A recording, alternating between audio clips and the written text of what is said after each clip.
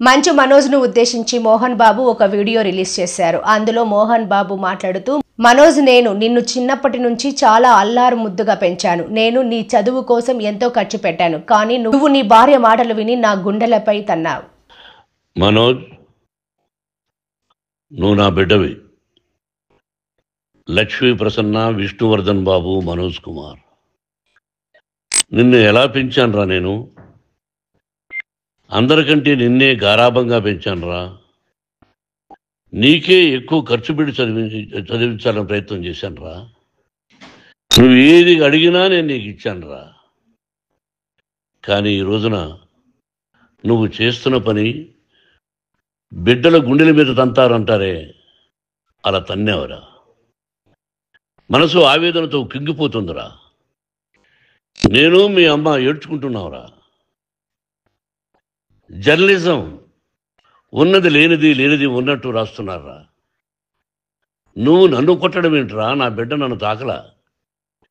ఇద్దరం ఘర్షణ పడ్డాం కొన్ని కారణాల వల్ల. ప్రతి ఫ్యామిలీలోనూ ఉంటాయిరా ఇవి. లేనివాడు ఎవరైనా ఉంటే ప్రపంచంలో ఒకరున్నారేమో, 1% ఉంటుందేమో. అటువంటి వాళ్ళ ఇంటికి వెళ్ళి కాళ్ళు గడిగి నిద్ర పూసుకోవచ్చు. భారత భాగవత రామాయణాలు చూశావు కదరా. ఏమిటిది? మీ అమ్మ ఎంత కుమిలిపోతుంది ఈ రోజున హాస్పిటల్ చేరింది. నీ వల్ల హాస్పిటల్ చేరుతాను. చూడు మనోజ్, నీకన్నీ ఇచ్చిన ఈ రోజున నువ్వు నా గుండెల మీద తనడమే కాకుండా అపకీర్తి తీసుకొచ్చావు. ఏదేదో రాశావు, ఏదేదో చెప్తున్నావు. కొంతమంది జర్నలిస్టులు ఉన్నది లేనిది, లేనిది ఉన్నట్టు రాసే వాళ్ళ తత్వం వాళ్ళకి. ఎందుకంటే టీఆర్పీ పెరగాలి. ఇది వాళ్ళ నైజం. మనం మార్చలేము. వాళ్ళందరి మీద మన కోర్టుకు వెళ్ళలేము. వక్ స్వాతంత్రం అంటారు, ప్రజాస్వామ్యం అంటారు. ప్రజాస్వామ్యంలో కూడా కొన్ని హద్దులు ఉన్నాయి. ఇది నీకు తెలుసు అనుకున్నా. ఎంత మంచి నటుడివి నువ్వు. నీ భార్య మాటలు విని తాగుడికి అలవాటు పడిపోయావు. వింటున్నావా మనోజ్? ఎవరిని నమ్మాలో ఎవరిని నమ్మకూడదో పరిస్థితి తీసుకొచ్చావు. విద్యాలయాలు ఎంత గొప్పవిరా. మనం 25% కులమతాలకు అతీతంగా ఫ్రీ ఎడ్యుకేషన్ ఇస్తున్నాంరా. క్యాస్ట్ అనేది తీసేశానురా 92లో ప్రాస్పెక్ట్స్లో. నువ్వు చదువుకున్నావురా. అక్కడ చదువుకున్న బిడ్డలు IAS, IPS అయ్యారా. ఎంతోమంది గొప్పవాళ్ళు అయ్యారా. నువ్వు నటుడుగా ఎంతో గొప్పవాడివి. తాగుడికి అలవాడబడి నువ్వు నీ భార్య ఇంట్లో బిహేవ్ చేస్తున్న విధానం ఆ భగవంతుడు సర్వేశ్వరుడు తెలుసు. భగవంతుడు చూస్తున్నాడు రా. నేను తప్పు చేసినా, నువ్వు తప్పు చేసినా, ఎవరు తప్పు చేసినా. ఎంత అవకాశం ఇచ్చావు మాట్లాడుకునేదానికి అందరికీ. ఇన్ని సంవత్సరాల్లో మన విద్యాలయాల్లో ఒక్క తల్లి కానీ ఒక తండ్రి కానీ ఏమైనా చెప్పారా? ఆ బిడ్డలు మన బిడ్డలు రా. మీరెంతో నాకు అక్కడ ఉన్నవాడు కూడా నా కూతుర్లు, నా కుమారులు. ఎంతమందికి ఫ్రీ ఎడ్యుకేషన్ ఇస్తున్నావు. వాడి దగ్గర ఏది ఆశించలా. నువ్వు ఎందుకు ఇలా తయారైపోయావు? ఎందుకు ఇంట్లో ఉండే పని వాళ్ళందరినీ కొడుతున్నావు? వాడు పని చేసుకోవడానికి మన ఇంటికి వచ్చాడు రా. ఆ పనివాడిని కొట్టడం చాలా మహాపాపంరా. నేను వేరురా. నేను దండించడం వేరురా. నేనెవరిని ఆ చిన్న వాళ్ళని కొట్టి ఇచ్చేసి చేయలేదురా. సినిమా ఇండస్ట్రీలో మోహన్ బాబు కొడతాడు, తిడతాడు అంటే అది షూటింగ్లో జరిగి ఉండొచ్చేమో.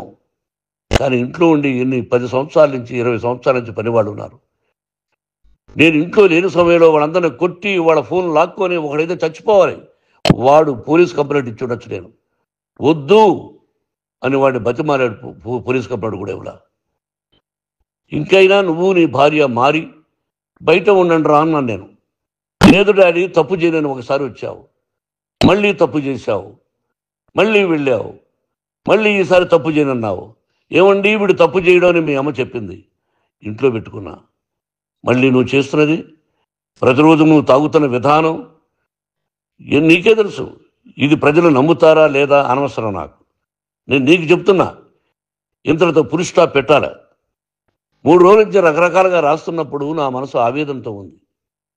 మళ్ళీ చెప్తున్నా, Mohan Babu university is greater than temples. బిడ్డలను కాలేజీలో చేర్చుకునే ముందు చెప్తారు, అన్నయ్య ఎంత ఉంది యూనివర్సిటీ రూల్స్, ఇది మా పద్ధతి, మీకు ఇష్టమైతే చేర్చండి.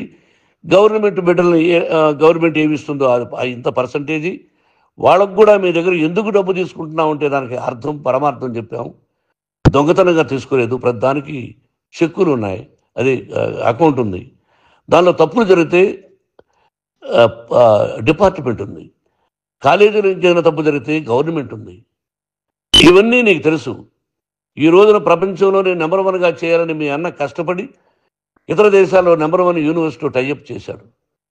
ఈ రోజు నువ్వు చేసిన విధానం ఏమిటి? నువ్వే ఒకప్పుడు నాకు ఇవి ఏమొద్దు నేను యాక్టింగ్ అన్నావు, ఈ రోజున ఏం చేస్తున్నావు? విద్యాలయాల మీద పడ్డావు. తల్లిదండ్రులు చాలా గొప్పవాళ్ళరా. కొంతమందికి డబ్బు కట్టలేకపోవచ్చు, కట్టని వాళ్ళకు కొంత సహాయం చేసాం, అంతా సహాయం చేయలేము. బ్యాంకుల్లో డబ్బు కట్టాలి, లెక్చరర్స్కి డబ్బులు ఇవ్వాలి, యూనివర్సిటీ బ్రహ్మాండంగా నడపాలంటే మంచి లెక్చరర్స్ కావాలి.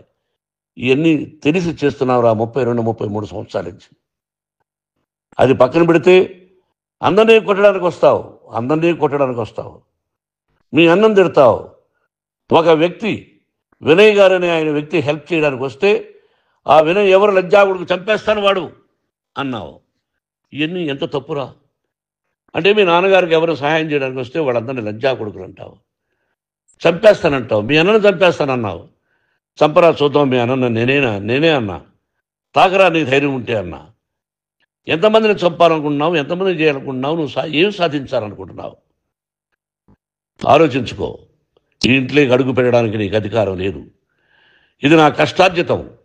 మా నాన్నగారు 10 రూపాయలు 10 పైసలు కూడా ఇవ్వలేదురా, మంచి జన్మనిచ్చాడు మా నాన్నగారు. మద్రాసుకు వెళ్ళి వీధుల్లో అడుగు తిన్నాను రా, ఒక పూట కూడా భోజనం లేకుండా అడుగు తిన్నాను రా. న్యాయంగా మోహన్ బాబు తిడతాడు కొడతాడంటారు కానీ మోసగడనం లేదురా. నీట్ పార్లమెంటేరియన్గా బయట వచ్చాను రా. నువ్వు నా పరువు ప్రఖ్యాతులు మంట కలిపావు. ఏమిటి నేను చేసిన అన్యాయం? నీకు జన్మనిచ్చాను, అదా నేను చేసిన పాపం. అందుకే ఇది నా ఇల్లు అన్నావు. నువ్వు నీ ఇల్లు కాదు, నీ కష్టార్జితంతో నువ్వు సంపాదించుకున్న ఇల్లు నీది. ఇది నా డబ్బు, నా కష్టార్జితం. నా కష్టార్జితంలో నేను పిలిస్తేనే మీరు ఇంట్లోకి రావాలి. అటువంటిది పోగొట్టుకున్నావు నువ్వు. ఆస్తులు అంటావా,